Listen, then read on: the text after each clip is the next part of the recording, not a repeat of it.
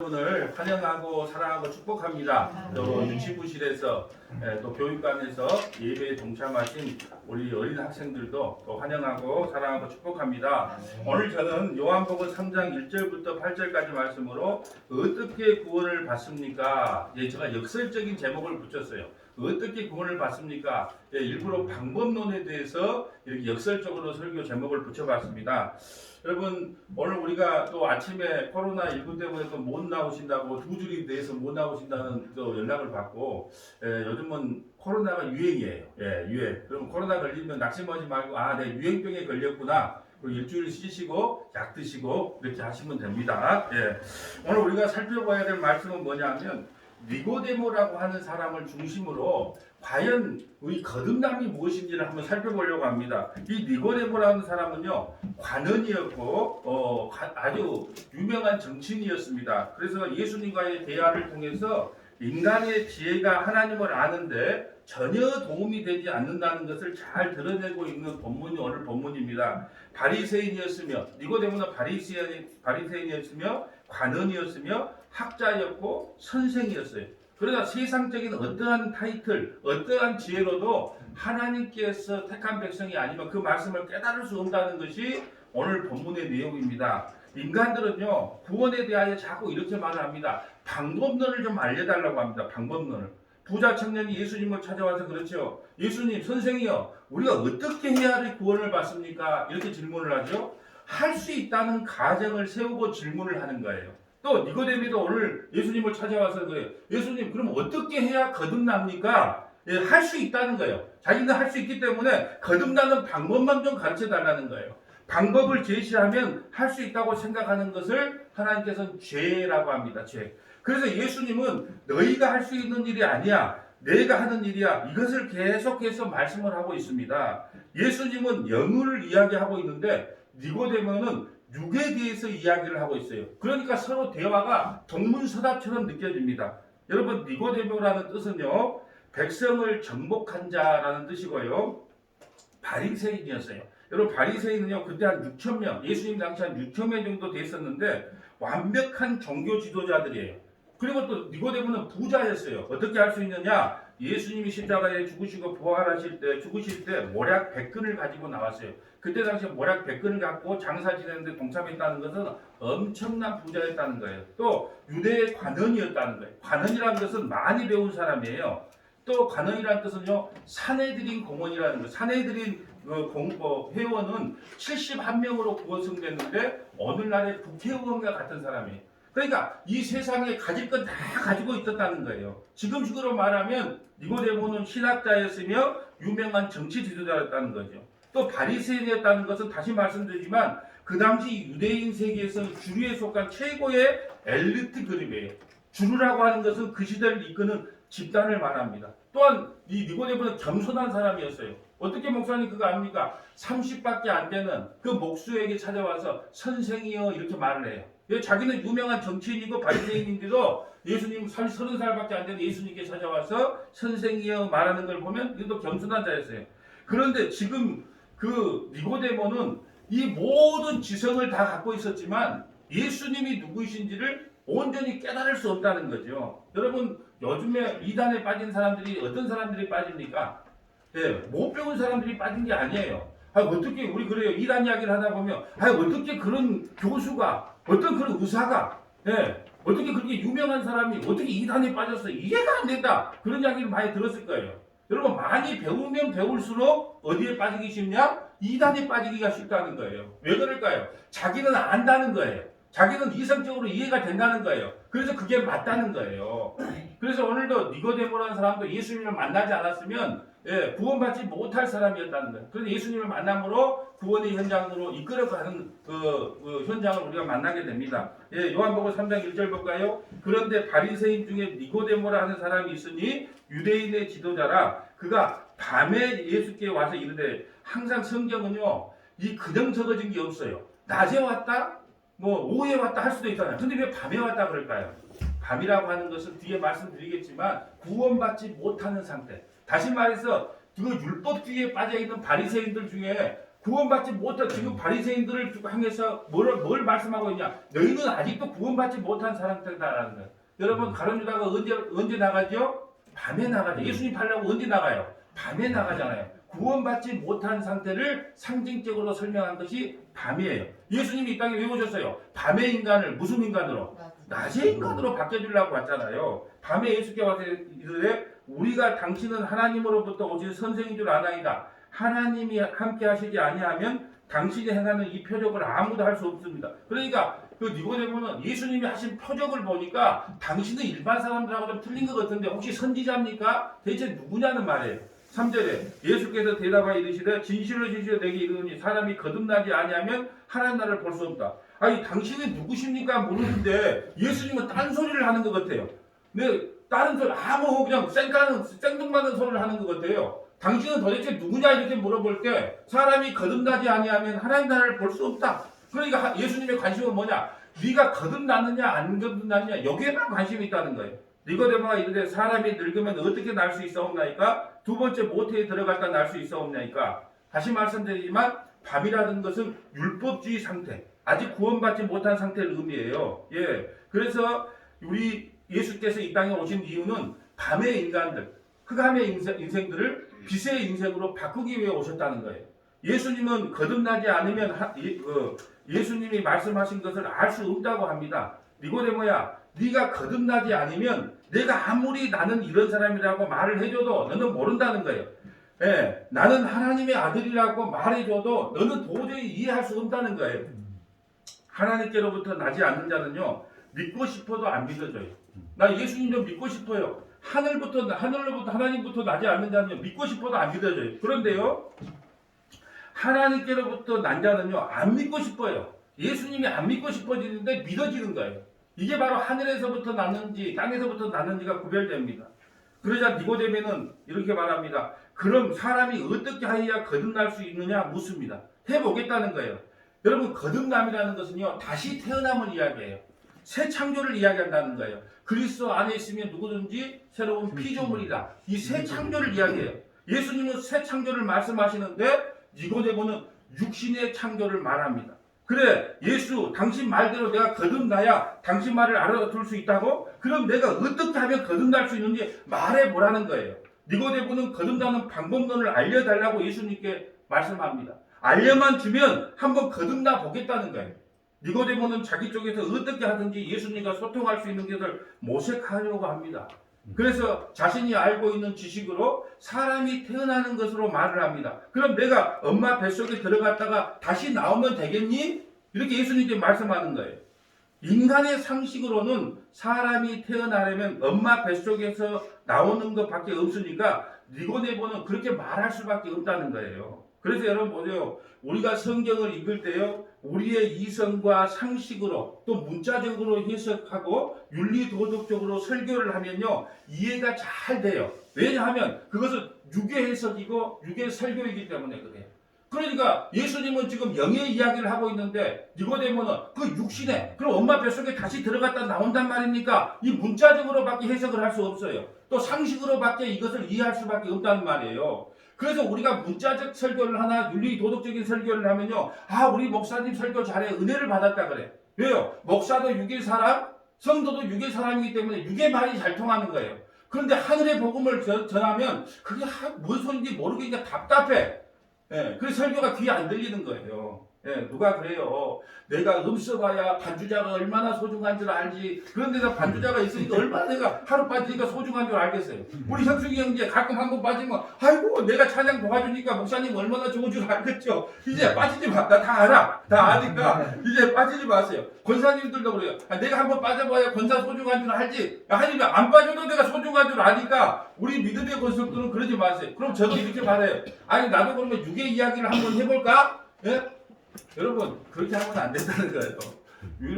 여러분 지금 우리가 설교를 할 때 못 알아먹는 게 당연해요. 이해가 안 되는 게 당연해요. 그래서 항상 설교를 들을 때 여러분이 하나님 오늘도 목사님 말씀을 듣고 내가 육으로 해석하는 게 아니고 영으로 해석할 수 있는 은혜를 주세요. 들기를 주세요. 기도를 해야 된다는 거예요. 오늘 니고데모도 아무리 많이 배워도 아무리 공부를 많이 해도 이것을 문자적으로밖에 육으로밖에 해석을 못 한다는 거예요. 니고데모의 출생 지식은 남자와 여자가 만나서 아기를 낳는 거예요. 이걸 거듭남이라 그래요. 그래서 예수님이 거듭나야 된다고 하니까 그럼 내가 이 나이에 엄마 뱃속으로 다시 한번 들어갔다가 나와야 된단 말인가? 한 말도 말해서 헛소리 좀 그만하세요. 말도 안 되는 소리 하지 마세요. 예수님한테 그 말씀한 거예요. 그러자 예수님은 아니 그런 방법이 아니고 성령으로 거듭난다고 다시 말씀합니다. 이것은 사람으로는 이해가 안 되는 말이에요. 쭉 남자와 여자가 만나서 생기는 것이 아니고 성령으로 난다는 거예요. 니고데모 입장에서는요 말이 안 돼요. 여러분 믿음의 권속들도요 말이 안 돼요. 나사렛 예수가 나의 구주라고? 여러분 나사렛 예수가 저와 여러분의 구주가 된다는 걸 믿어진다는 것은 저와 여러분이 미쳤기 때문에 아멘 하는 거예요. 정상적인 생각으로는요 그걸 믿어질 수가 없는 거예요. 차라리 나는 이렇게 생각을 해요. 이순신이나 세종대왕을 믿으면 우리가 구원을 받는다 그러면 아멘 할 수 있을까 봐. 왜? 우리가 실제로 있었던 인물이고 우리 조상이기 때문에. 근데 우리 조상도 아닌 저 갈릴리의 목수의 아들로 태어난 사람이 우리의 구주가 되십니다. 그러면 저와 여러분이 아멘 해요. 그래서 저와 여러분은요 미쳤다 그러는 거예요. 미치지 않으면 예수님을 온전히 믿을 수가 없는 거예요. 미치시기를 축복합니다. 예수님께 미치는 것은요 좋게 미치는 거예요. 남자와 여자가 하나가 되지 않고 어떻게 사람이 생겨난단 말이냐. 그래서 예수님께서 니고데모에게 이것이 바로 너의 한계라는 거예요. 너는 내가 아무리 말해도 성령으로 거듭나지 않으면 그 육적인 생각밖에는 더 이상 이해할 수 없다는 거예요. 내가 뭐라고 했느냐? 넌 내 말을 못 알아먹는다고 했지 않느냐? 요한복음 3장 5절 봅니다. 예수께서 대답하시되 진실로 진실로, 여기서 진실로 진실로 아멘 아멘이에요. 내게 이르노니 사람이 물과 성령으로 나지 아니하면 하나님 나라에 들어갈 수 없느니라. 육으로 난 것은 육이요 영으로 난 것은 영이니. 육의 사람은요 아무리 말을 해도 못 알아먹는다. 오직 뭘로 나야 된다? 성령을 받아야 한다는 거예요. 내가 내게 거듭나야 하겠다는 말을 놀랍게 여기지 말라. 바람이 입으로 불매 내가 그 소리를 들어도 어디서 와서 어디로 가는지 알지 못하다니 성령으로 난 사람도 다 그러하니라. 니고데모는요 인간 쪽에서 거듭날 수 있는 방법이 있다고 생각한 거예요. 그러니 어떻게 하면 거듭날 수 있느냐라고 예수님께 묻는 거예요. 만약 니고데모의 질문대로 인간 쪽에서 거듭날 수 있는 방법이 있다고 한다면 천국도 인간의 방법으로 가게 된다는 말입니다.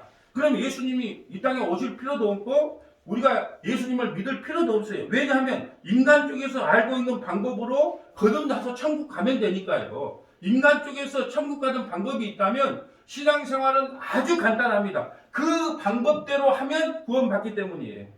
니고데모의 이런 말은요. 지금 이 시대의 교인들이 목사들에게 묻는 말과 동일해요. 목사들은요. 마치 구원받고 은혜 받는 비결이 있는 것처럼 말을 합니다. 그래서 교인들이 이렇게 말을 해요. 목사님 어떻게 하면 구원을 받습니까? 이 방법론을 자꾸 가르쳐줘요. 어떻게 하면 구원을 받습니까? 또 자꾸 방법론을 보래요. 어떻게 하면 은혜를 받습니까? 목사님 어떻게 하면 복을 받습니까? 어떻게 하면 그 방법론을 좀 가르쳐달라는 거예요. 그 방법론을 가르쳐주면 내가 그렇게 하겠다는 거예요. 목사님 시킨 대로 해서 구원도 받고 은혜도 받고 복도 좀 받겠다는 거예요.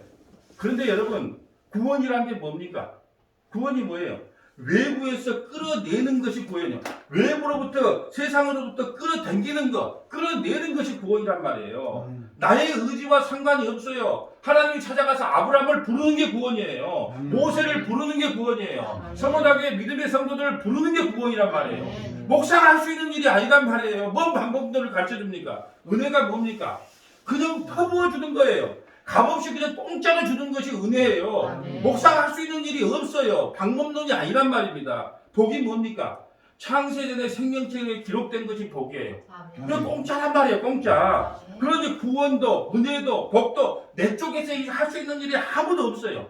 이것이 정답이에요. 그럼에도 불구하고 교인들은 자꾸 목사님에게 방법을 가르쳐주려고 그래요. 그러니까 목사는 너스레를 떼면서 아는 것처럼 말을 해주는 거예요. 그래 이렇게 하면 은혜를 받고 이렇게 하면 복을 받고 이렇게 하면 구원을 받는다. 그 방법론을 제시해줘요.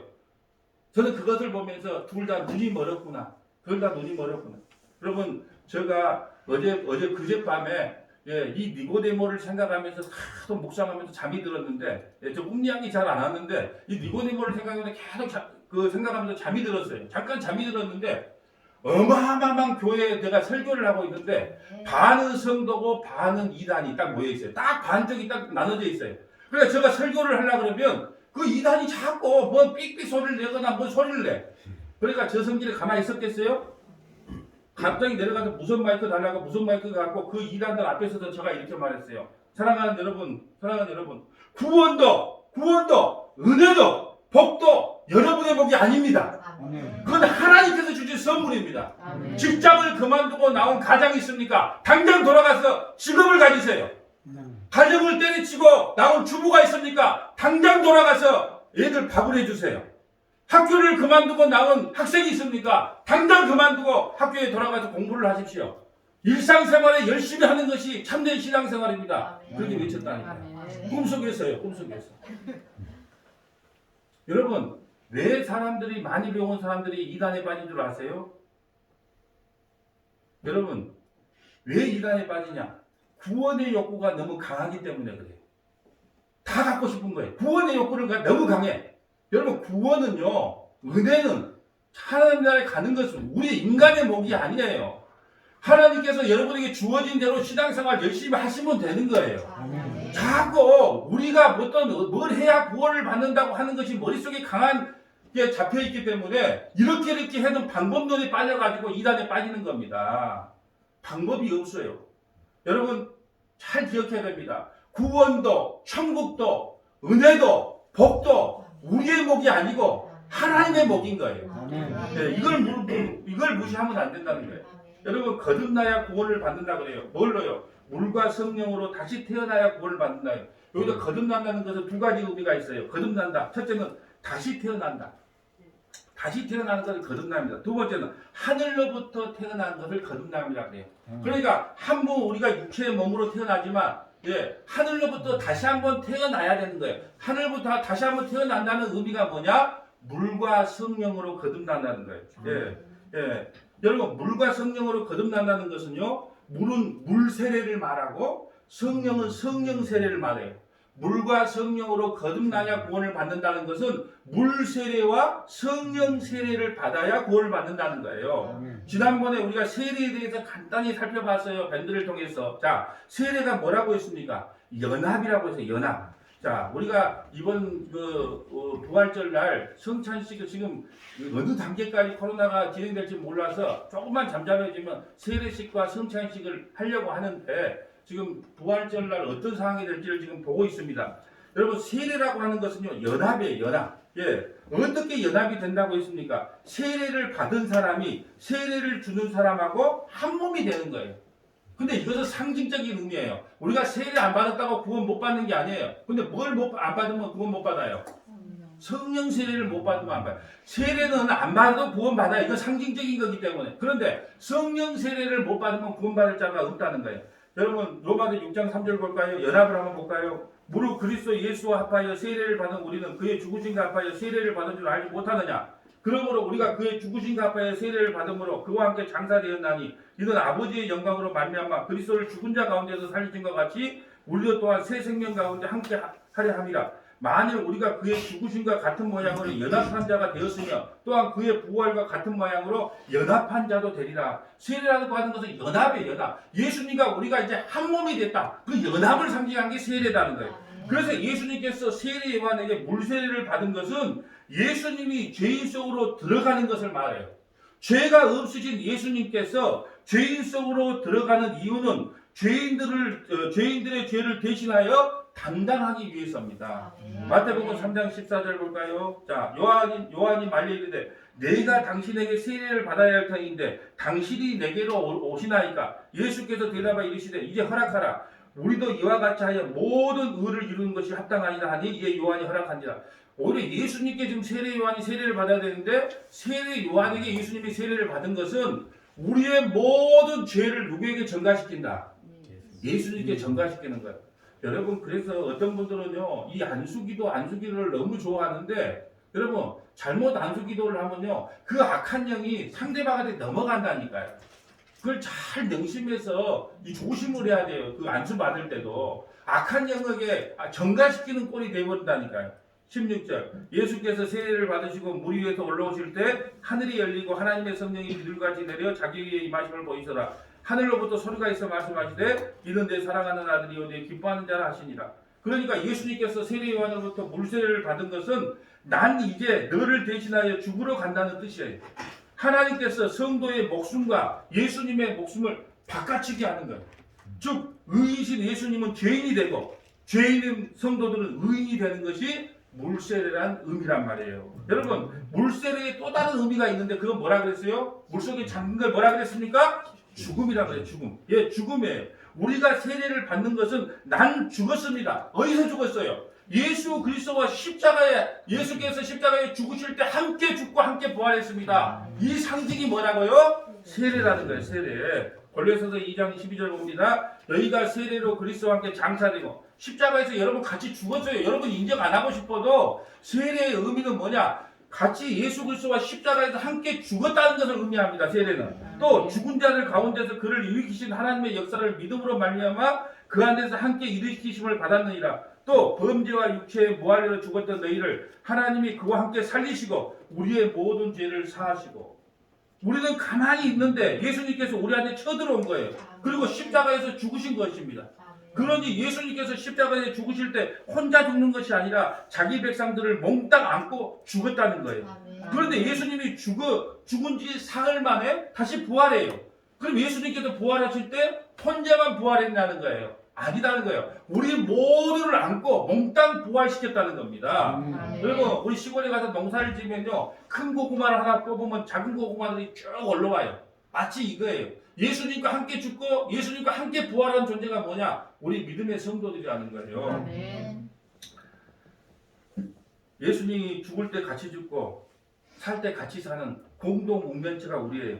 그것을 연합이라고 해요. 그래서 예수 절대 한 번 구원받은 자는요 절대로 그 구원에서 취소될 수가 없어요. 떨어질 수가 없어요. 마귀라도요 우리를 구원해서 떨어뜨릴 수가 없어요. 한 번 생명책에 구원된 자는요 끊을 수가 없다는 거예요. 그래서 성도의 구원이 영원하고 취소될 수 없다는 겁니다. 로마서 8장 38절 봅니다. 내가 확신하노니 사망이나 생명이나 천사들이나 권세자들이나 현재일이나 장래일이나 능력이나 높음이나 깊음이나 다른 어떤 피조물이라도 우리를 우리 주 그리스도 예수 안에 있는 하나님의 사랑에서 끊을 수 없느니라. 끊을 수 없느니라. 끊을 수 없다는 거예요. 왜요? 예수님과 함께 죽고 함께 이미 부활했기 때문에 그래요. 여러분 이걸 참 그래서 우리에게 이게 안 믿어져요. 그러니까 하나님께서 우리에게 이걸 믿을 수 있는 믿음을 허락하시고 성령을 부어주신 거예요. 성령을 임한 사람은 그랬구나. 내가 예수님과 함께 죽고 함께 부활했다는 게 믿어지는 거예요. 로마서 8장 1절 그러므로 이제 그리스도 예수 안에 있는 자에게는 결코 정죄함이 없나니 이런 그리스도 예수 안에 있는 생명의 성령의 법이 죄와 사망의 법에서 너를 해방하였습니다. 이제 물세례를 받은 우리는 죽었어요. 그러니까 다시 살려내야 되는데 살려내는 방법이 뭐밖에 없다. 거듭나는 방법밖에 없어요. 그러니까 살려내는 것은 성령 세례를 받아야만 살아난다는 거예요. 우리는 다 한 번 죽었어요. 근데 다시 살릴 수 있는 방법은 성령 세례예요. 그러면 성령 세례를 누가 줄 수 있을까요? 예, 예수님만이 줄 수 있어요. 성령 세례는요, 예수님만이 우리에게 베풀 수 있는 거예요. 물 세례는요, 목사가 상징적으로 예수 그리스도를 믿는 누구누구 씨에게 내가